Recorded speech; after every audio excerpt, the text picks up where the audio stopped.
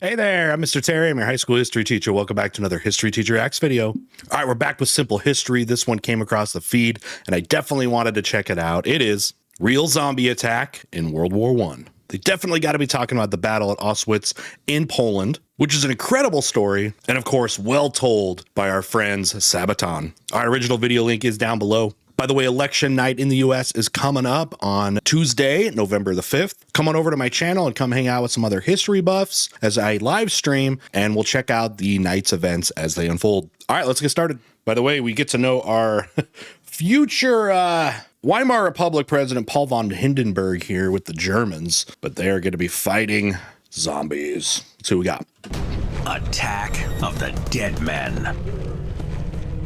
As dawn broke on August 6, 1915, the air thickened with tension as a sinister green cloud Second year of the war ominously across the landscape. Gas. What followed was a scene straight out of a horror movie. By the way, this is when gas was being introduced here in 1915 and in World War I, which was such a horrific thing to have to deal with in the war. It's why it was, well, it's supposed to be kind of mutually banned after this. But yeah, probably the worst way to die too, a slow, painful death. You'd much rather receive a bullet than die by gas, where you're going to be burning. And if you inhale anything, it's going to be liquefying your lungs. Absolutely horrific. That would haunt the nightmares of those who witnessed it. The toxic gas had been drifting over the old Russian imperial fortress of Osowiec in what is now northeastern Poland. Yep. The fortress was in the middle of difficult-to-pass swampland, a passageway Also, from Germany into deeper Russia. With the outbreak of hostilities, the Germans and the Russians fought bitterly, inflicting devastating casualties in a series of offensives and counteroffensives. Fought so hard here. In September 1914, the Germans launched their first attack against Osowiec, sending 40 battalions of the 8th Army to overwhelm the fortress. In spite of being greatly outnumbered, the Russians managed to throw back the initial assault, counterattacking the Germans with 2 flanking maneuvers, which forced them to withdraw. The Germans would try again in February of 1915, this time wheeling up heavy artillery pieces to blast the obstinate fortress into dust. At least one of these pieces was a giant 420mm siege mortar. Look at this thing, man. World War I. This is when the things were getting so creative when you're talking about new weapons of war. That was like one of the defining features of World War I was introduction of just incredible methods of warfare. Of course, the famous ones that really kind of make their mutual sort of introduction here. You got machine guns on both sides. Yeah, you're going to get gas. You're going to get tanks. You got extensive use of of barbed wire. And then, I mean, look what they're doing with artillery. I mean, this is why, you know, yes, this was not the war to end all wars, but definitely changed all wars. War will never be fought the same. You also see industrialism in action here, as this was really the first real war post-industrial revolution, where you have industrial nations sort of going after each other and putting all of those incredible technological achievements, but creating weapons of war out of them, leading to the mass destruction of so much life. Nicknamed Big Bertha, along with many other smaller pieces. Is that where that term kind of comes from? The Germans rained shells on Osowiec Fortress for months, dropping over 1 million shells, but the Russians still did not give in. In July of 1915, the German war effort in the east was taken over by Field Marshal Paul von Hindenburg, hero of the crushing victory at the Battle of Tannenberg. With the new... Should we just get really mad at Paul Hindenburg dying in office that led the way to Mustache Man and becoming chancellor?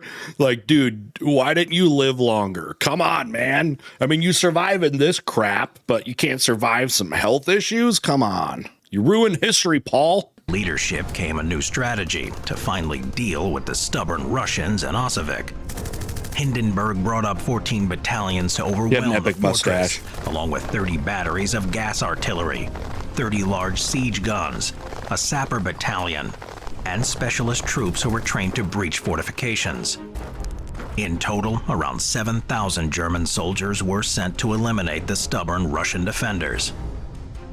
It's a lot for just a little fort was there. A garrison made up of the 226th Zemlyansk Regiment, as well as some units of militia, around 900 men in total. By the way, this is when the Russians were still holding their own. I mean, fast forward a couple years later, and there's all kind of internal problems, of course, going on with Russian command and the Russian Empire. But, this was still when the war was very much up for grabs, I guess you would say. And in fact, the Russian readiness and how well it actually went early in the war really put the whole kibosh to the Schlieffen plan that Germans had originally in the war, which was try to knock out Russia try to knock out the West quickly, right? You try to get out like France, and you try to get out, specifically France, try to get them out and then turn your attention to Russia, which they think then maybe they can, take out quickly. But the Russians had mobilized and done well pretty early that it made the Germans basically fight a two-front war, which was kind of the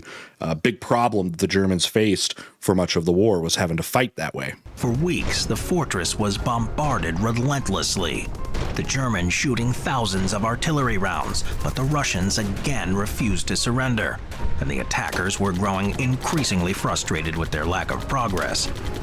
In early August, German leadership authorized the use of the most infamous weaponry of the First World War. In addition to the regular high-explosive artillery shells, the Germans also had access to a large quantity of chlorine and bromine gas and waited for an opportunity to use it. Bayonets, another thing that's not going to be looked upon kindly because of this war. Chlorine gas is a devastating chemical agent that was first used as a weapon at Ypres in April 1915 against the British. It's a pale... The whole idea of gas was something you could use for, like trench warfare, because one of the hardest things is like, how do you get your enemy out of the trench? Well, I mean, if you attack it, the problem is this is the era of machine guns. You're going to get mowed down. A trench was, extremely effective. In this case, you got a fort, which, similarly kind of a way to be able to bunker down. So it's a way to either, attack your enemy in those trenches or get them out of their fortifications. So they had that, is introduced. Germans can introduce it later on. By the end of the year, both sides were using it. Pale green-yellow gas that is much heavier than air, which means that a cloud will hover at ground level rather than dissipate into the atmosphere. When it comes into contact with moisture, such as in the eyes, mouth, or lungs, it turns into hydrochloric acid, a corrosive chemical that damages the surrounding tissue. It burns you, can melts lead to you. death if inhaled in sufficient quantities. Lower doses can lead to eye irritation, respiratory distress, and vomiting. One of the major flaws of chlorine gas as a weapon is that it's easy to spot, being a pale green cloud, and has a distinctive odor, described as a combination of pineapple and pepper. This gave those under a gas attack an opportunity to take countermeasures, such as moving to higher ground or donning their gas masks. Even that's obnoxious. 6, 1915, at around 4 a.m., the wind and weather conditions were right, and the Germans launched their attack, firing a barrage of conventional artillery shells while also deploying the deadly gas from 30 batteries. The effects were apparent even before the gas reached the Russian lines. As the sickly pale green cloud... another problem with gas attacks, too, is it's not like it's only going to hurt your enemy. Wind can be a problem, right? Wind changes, all of a sudden gas is not going where you want it to, or heaven forbid coming back at you. It's a risky thing to use, but in a lot of cases it was seen as necessary because, as you saw, even though they're shelling these people and they've got sharpshooters and all this stuff, it's like you're unable to take these areas because, again, of the war technologies. Inexorably crept forward at ground level. Grass turned black, and leaves and trees instantly turned yellow as the contained moisture turned into hydrochloric acid. Birds and insects fell to the ground dead as the cloud moved on. Copper plating on guns and shells were corroded on contact. Ooh, I didn't think of that. Chlorine oxide. Because of chlorine, yeah. When the cloud ruining reached the the Russian weapons. lines, the men inhaled the deadly toxin. The Russians had a few gas masks which were in poor condition and not enough for all the men, so were forced to use rags covered in water or urine tied around their noses and mouths to protect against the poison. Yeah, that's your second best bet. You can see pictures of people do that, and they, might be able to get some goggles or something like that, but then covering the mask, yeah, they would get big wads of cloth, soak them and then tape them around themselves. I mean, it was better than nothing, but yeah, you want to, go pee on that and put that on. I mean, it's obviously better than the alternative, but my gosh, these soldiers, man. Chlorine gas is water-soluble, so this can mitigate some of the toxicity before it enters the lungs or mouth, but this is obviously far from ideal. The gas reacted on contact with moist surfaces, the hydrochloric acid dissolving tissue in the eyes, mouth, and lungs. Russian soldiers began coughing uncontrollably as their respiratory system was being eaten alive. Yeah, Many coughed up blood. Scores died during the onslaught, and after months of effort, the way into Osowiec was clear. This is now this is now turning into like a Halloween story. Good timing there, Simple History, by the way. Capitalizing on the Russians' confusion, the Germans formed up and wearing gas masks, 14 battalions began their assault on the fortress, pointy boy hats, their artillery guns stopping to avoid hitting their own men. As they made their way across no man's land, here they come, the zombies. And silent landscape bore testimony to the destructive power of the chlorine. They were expecting little, if any, resistance from the Russians, who bore the brunt of the noxious cloud. They were mistaken. As they approached, the German soldiers, expecting an easy victory, were faced with a horrifying sight. Instead of dead enemies, inexplicably, the Russians were launching a bayonet attack. This is what was crazy when I've heard about this story is, you know, they weren't just still bunkering down. They actually like are going to try to rush the Germans with the numbers that they have. And again, this is where this whole zombie thing is going to come into play, because these guys are like, their skin is all disgusting. Their eyes are awful. They're injured. It's like, yeah, the closest thing we have to a zombie attack. Probably pretty intimidating, right? If you're a German soldier. In spite of the tremendous toll the gas had taken, some of the Russian soldiers were still alive. Sub-Lieutenant Vladimir Kotlinski was the highest-ranking survivor and organized the remaining Russian defenders for a counterattack. The surviving members of the 8th and 13th Company formed up and were charging towards the advancing Germans. There were only around 100 who managed to countercharge, not nearly enough to repel the attackers. Yeah, no kidding. Their attack was not only physical, but also psychological. True. In what must have looked like a nightmare made real, the Russian soldiers must have looked like a horde of the undead, stumbling and shambling forwards, clutching corroded weapons. Okay, this is an awesome Halloween idea. Halloween is, well, if you're watching this, it's going to be today as you're watching this. We'll call this the Halloween special for the year. Last minute idea for your costume. Okay, Russian soldier right here. Okay, you get some bloody looking, face mask stuff, gross, tattered World War I uniform or something like that. You know, it'd have to look a lot better than me. I don't look, even close to this. This is a great Halloween idea for the future, you guys. Blood leaking from irritated eyes, fresh blood staining their uniforms as they closed the distance with the Germans. From the German perspective, it seemed as if the dead had returned to life to oppose them, and rather than finishing off vulnerable soldiers, were facing a horde of newly risen zombies. Seeing this horrific sight of the dead now charging towards them, panic gripped the Germans, whose attack stalled out in the face of the onslaught. Terror gripped the men, and many turned and ran in fear, heedless of everything except getting away. In some cases, they were so frightened that they became caught in their own barbed wire defenses. Some of the surviving Russians in the fort managed to fire the 5 remaining artillery pieces, further adding to the confusion. The once confident advance became a rout, and the attack on Osowiec once again ended in failure.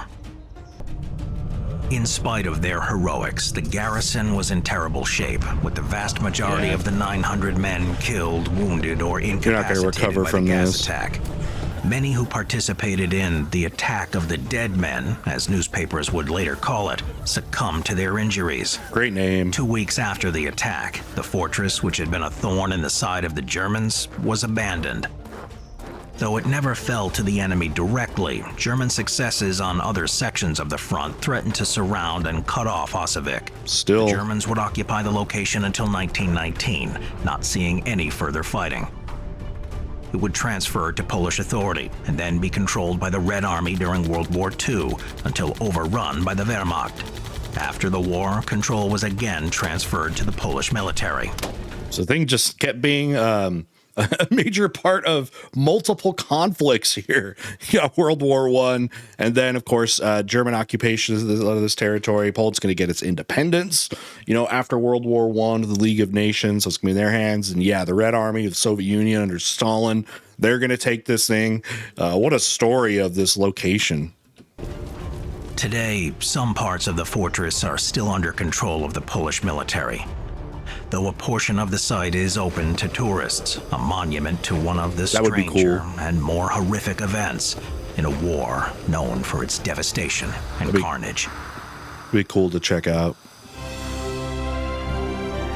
All right, final thoughts. All right, crazy story there. If you haven't heard that one, I'm sure that's going to be very memorable. Go ahead and listen to Attack of the Dead Men by Sabaton. Great song there that also talks about it. But yeah, what do you think of this story? I think it's pretty impressive to think about, and one of those memorable little mini stories within the giant conflict of the Great War. All right, happy Halloween to you all, and we'll see y'all next time. Bye.